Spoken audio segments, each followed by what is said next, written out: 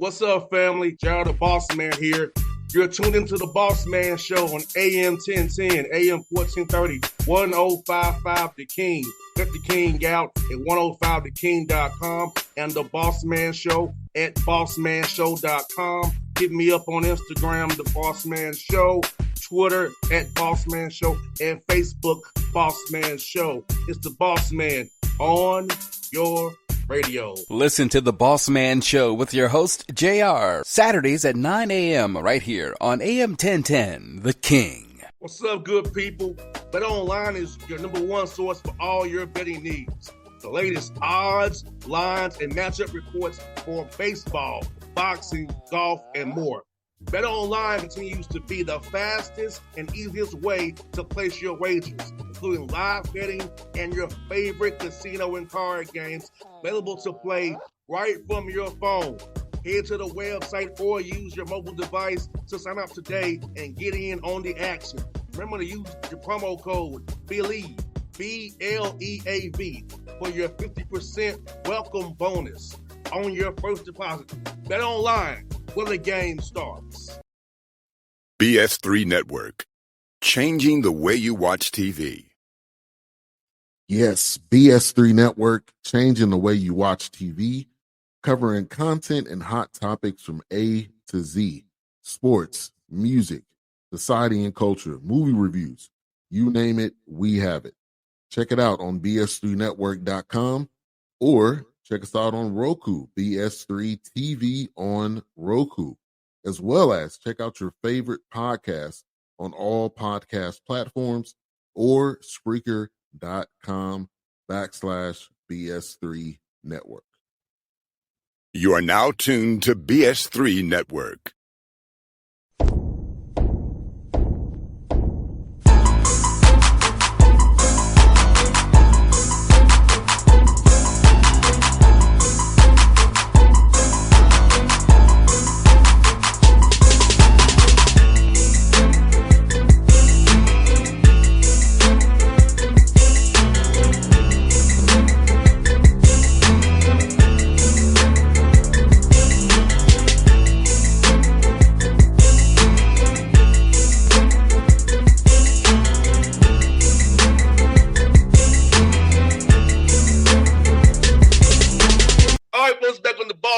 Show with a friend of the show, Brad Korn, Seymour Red House out of the OVC. You see me and Seymour, cooling zip there, looking nice. Coach, how you doing, brother? I'm doing good. I'm doing well. We're playing well, and it's a fun group to be around. So, looking forward to every practice, and really the end of the season is here. I know you got a mad sprint finish for you all in what you do, but we're kind of in that same boat, but in a much shorter time. So 5 games left. We'll see what we can do here. No doubt, Coach Korn. And, man, let me ask you, man, 16-10 this year. The OVC, man, is tough battle, man. 4 teams up the top there, man. So, for you, with having 5 games left, how do you keep your guys focused on trying to get better every day by day, every practice we walk through, and not look ahead to the Ford Center in Evansville, per se? Yeah, we were off yesterday. We just got done with 3 games in 6 days, all on the road. So, it was been kind of a long breaks. We were off yesterday. So today it's exactly what you said, boss man. We're going to be talking about staying focused. My mind goes to Coach Saban and the rat poison. And we just got to be careful not to take too much of it. This day and age, too, is really hard. How do you prevent your guys from seeing and being told positive things? So we'll address the elephant in the room today. And I think we'll try to take the approach of embracing that. We're not going to run from it. We've obviously worked hard to put ourselves in this position. So it's not like something we can't talk about. It is what it is, but now we got to understand that it's the focus. It's how hard we play. It's taking care of these next 3 home games is really got to be the focus, and really trying as best we can to wipe out everything that happened in the past as far as what can distract you from the future, and understanding it's a 5-game season. Whether you're in first, last, sixth, it's a 5-game season. How good can we be in these 5 games? And, Coach, man, this time of year, playing 26 games, man, already, practice-wise, is it more half court, or you still going live some, getting up and down? Because you want to make sure your guys peak in Evansville and not peak right now. So how do you kind of balance keeping guys fresh versus, going ahead and still trying to work on things the right way? Yeah, it is because you want to stay sharp. Obviously, you can't just let your foot off the gas, especially with the little streak that we're on. And again, everybody patting you on the back. It's just human nature to drop down. But we are into more of a, we're not NBA guys by any stretch, but we're into more of that mode of our seasons where we're trying to learn a lot more through film. I think each team is different. And this group has shown a good basketball maturity to where we don't have to get them corrected through physical practices as much as we have maybe in the past. So we'll continue with that approach, and hopefully it doesn't bite us. But I just, you look at guys like Eric Musselman, Coach Musselman at USC was talking about it the other day in his press conference about how he doesn't play, he plays the starters a lot of minutes. And I look at Drake and what they're doing this season that they're having, and Garrett Sturtz, or however you say his name, he's playing all the minutes. So I think everybody's kind of in that point of the season. So now it's about it's a tricky thing to stay sharp, but at the same time, the last thing you can do is lose a game in practice before you ever get to the game. So we got to be careful as well. 100%. You mentioned you had these home stretch coming up here, man. 9-3 at home already this year. So talk about how important it is to defend the home court up there, man. Get those Red Hawks fans behind you, brother. Yeah, Little Rock beat us at the buzzer by 2 for one of those losses. Moorhead came in and just flat out beat us by 11. And then Chattanooga beat us in the non-con at home. So we've played really, really good basketball all season long at home. And there's excitement growing in Cape. I get a lot of text messages, and I think that we're going to have a great crowd. We had a great crowd against Little Rock. Students came out. We've got a young lady here that does a tremendous job of getting the community involved and student body involved. So I think we're going to continue to grow and see these crowds grow because our fans have been able to see the brand of basketball that we've been able to play on top of going to an NCAA tournament, winning a championship, what was just 500 days ago, which seems crazy to think about. But I think there's excitement growing. I think there's going to be a lot of people here that are really excited about the way that our team plays and the manner in which they play. And watching you guys, I went back watching some of you on film on Synergy, man. You all play hard as heck, man. It's a purpose to what you're doing. You're just not out there doing something to do it. It's with a purpose, and I love watching it. It pops off on film. So about that, talk about how you instill that mentality into your guys to buy into everything we do has a purpose on the court for a reason so we can win these games the right way.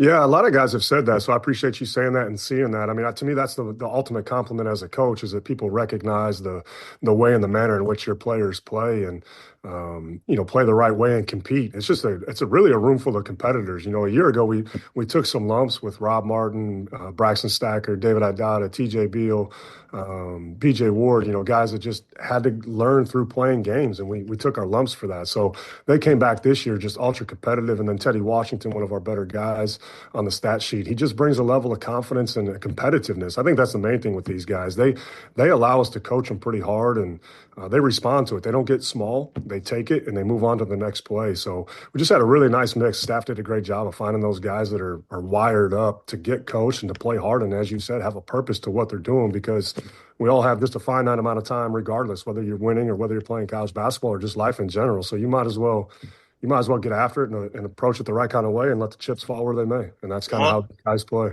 100%, man. The results take care of themselves. I feel like this coach, my dad was a coach I told you before. Like, my dad feel like if you do it the right way, the wins will come. Don't get caught up in the results. Be more about the process. And my dad always said the process will take care of itself if you're doing it the right way. And I feel like your guys embody that because how hard you play and how you do things with a purpose and with a mission. Yeah, and it's just, and it's been both ways. Basketball is a beautiful sport just because it's not like football. You can't just have 4 downs, go sit on the sideline, wait for the defense to come in. You've got to be able to play the next play within 2 seconds. It's offense and defense. It's athleticism. It's skill. It's IQ. So it's toughness. And I think our guys embody a lot of that on a day-to-day, play-to-play basis. And so that's the exciting part that they seem to yearn for more coaching. And I think there's another level that we can get to even. I don't even think that we've played our best basketball. And that's the exciting part, that our guys feel that same kind of way. And as you said, are more process-driven than result-driven. And when you have that, then as the coach, you just get out of the way and let the players play. And that's what they've been doing. Well, first of all, I'm seeing you also, Coach Korn, man, is your active hands defensively, man. Them active hands you have, man, compact defense that you all have, and being more about moving your feet than using the body. So talk about coaching to that as well, because to me, it pops off seeing them active hands you guys have, man.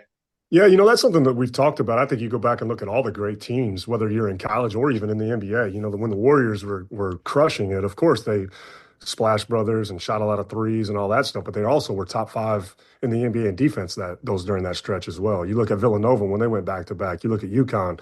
You weren't just lopsided one way or the other. You weren't just a great defensive team with no offense or just a great powered offense with no defense. You got to have both if you want to be a championship level program. And so I think when you look at our group this year, in the past, we've been really good offensively, but our defense has been down or our rebounding has been down.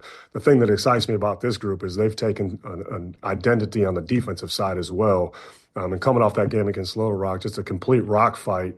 But it didn't feel like bad basketball. The statistics were bad. The shooting was poor.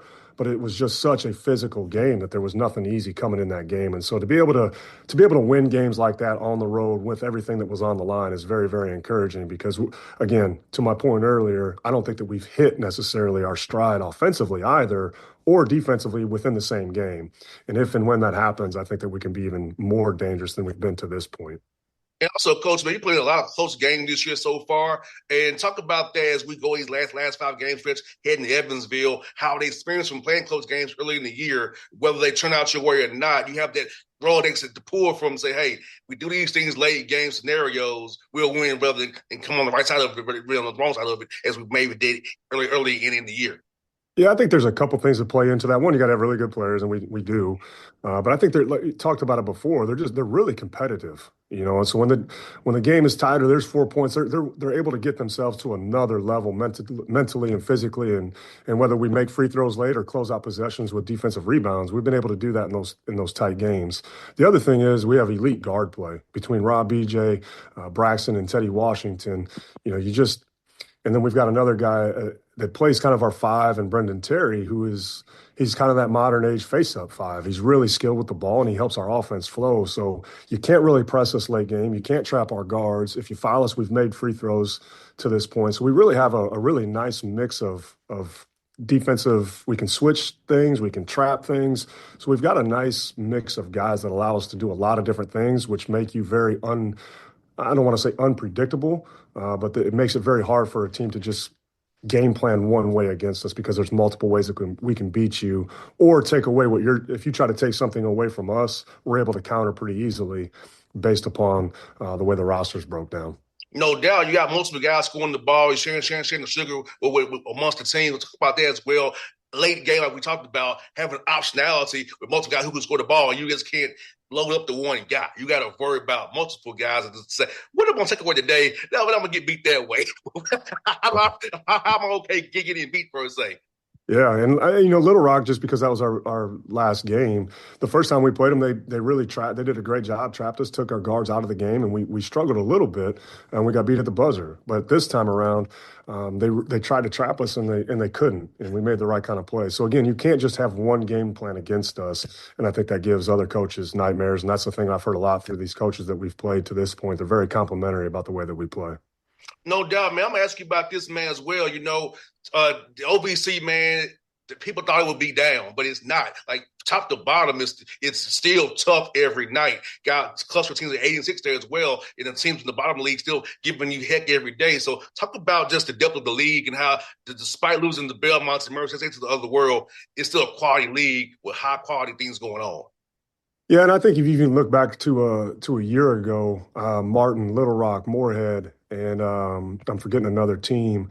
Those teams all had 19 or more wins. And then you look at Southern Illinois, Edwardsville, I think they had 17. So, there's been, if you're winning 20 games, 19 games in the OVC, you're doing something. Because again, you don't have, I love when I watch ESPN and the Big Monday and the SEC and the Big 12 and all these high major teams are on. The commentators are talking about how their players can get poached and how it's so hard. And man, don't miss me with all that stuff. It's hard at the OVC level as far as you don't have all the glitz and the glam that all these other places have. I've been there. And I appreciate it, but it's really, really hard to win those kind of games at this level. So speaking to the coaches in this league, to be able to have to do it year in and year out, with not the supposed quote unquote best players that are in the portal or 5-star guys in the recruiting process. It speaks to the coaching in this league. And so when you have multiple teams winning, 4 or 5 teams winning 20 plus games, or right there at 19, that's a big deal. And I think it speaks to the coaching in this league, because I watch other leagues maybe similar to us or considered maybe one step higher than us that aren't necessarily BCS. And I watch and I see the game plans that are going on. And I'm just like, man, I think the OVC gets a bad rap at the end of the day for being just this terrible league, yet everybody, when the portal opens, wants to come and get our players. So it kind of makes me mad. I think a year ago, the SEC had 5 starting guys from our league in their league. So it's really, really good basketball is my point, with really, really good coaches. It's been like, let's look at Broome at Auburn, OVC guy. Wendell Carter was at Auburn.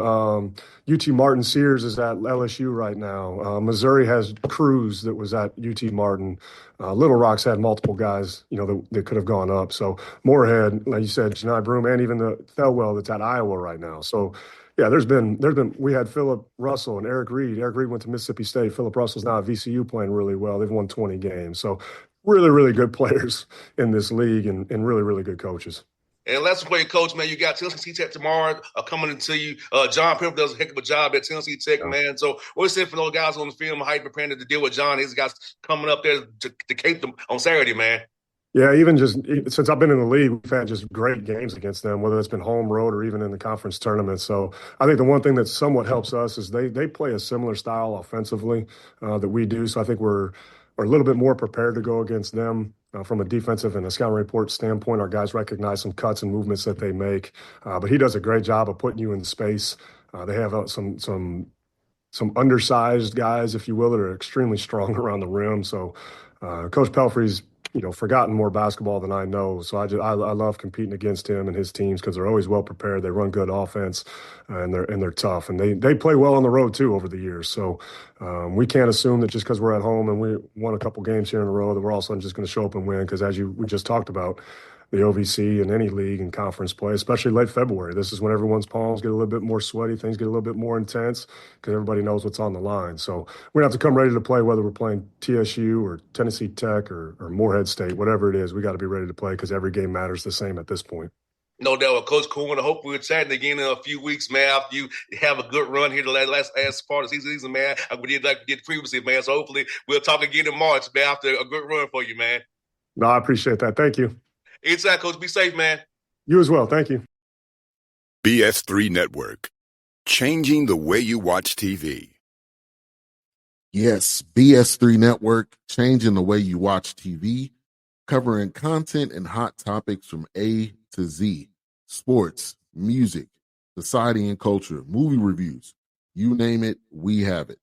Check it out on bs3network.com or check us out on Roku, BS3 TV on Roku, as well as check out your favorite podcast on all podcast platforms or Spreaker.com/BS3 Network.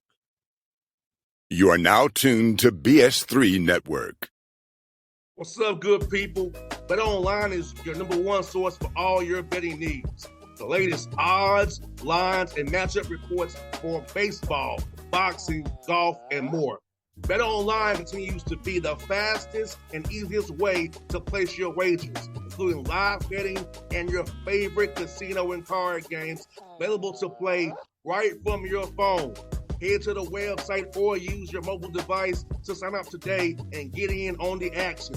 Remember to use your promo code BELIEVE, BLEAV, for your 50% welcome bonus on your first deposit.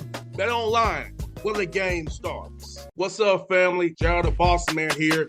You're tuned into the Bossman Show on AM 1010, AM 1430, 1055 The King. Check The King out at 105theking.com and the Bossman Show at bossmanshow.com. Hit me up on Instagram, The Bossman Show, Twitter at Bossman Show, and Facebook, Bossman Show. It's the Bossman on your radio. Listen to The Bossman Show with your host, JR, Saturdays at 9 a.m. right here on AM 1010, The King.